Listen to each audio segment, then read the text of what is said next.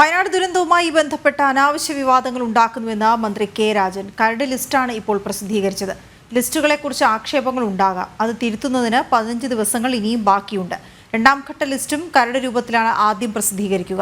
എല്ലാ പഞ്ചായത്തിലും കളക്ടറേറ്റിലും ഇത് തിരുത്തുന്നത് സംബന്ധിച്ച് പരാതി നൽകാമെന്നും മന്ത്രി പറഞ്ഞു.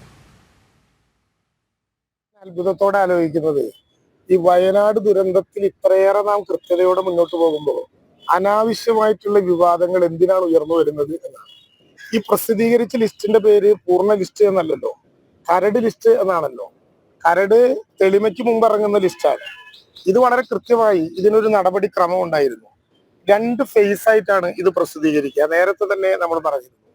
ആ 2 ഫേസിൽ ഒരു ഫേസ് ഈ ദുരന്തത്തിൽ നേരിട്ട് വീട് നഷ്ടപ്പെട്ട ആളുകൾ, അത് വീട് നിർമ്മിച്ചവർ മാത്രമല്ല വാടകയ്ക്ക് താമസിക്കുന്നവരുൾപ്പെടെ പൂർണ്ണമായ വീട് നഷ്ടപ്പെട്ട ആളുകൾ, അത് ലയങ്ങളിൽ താമസിക്കുന്നവരും അവരുടെ കിടപ്പാടം പൂർണ്ണമായി നഷ്ടപ്പെട്ട എല്ലാവരെയും ഒന്നാമത്തെ ഫേസിൽ ഉൾപ്പെടുത്തും.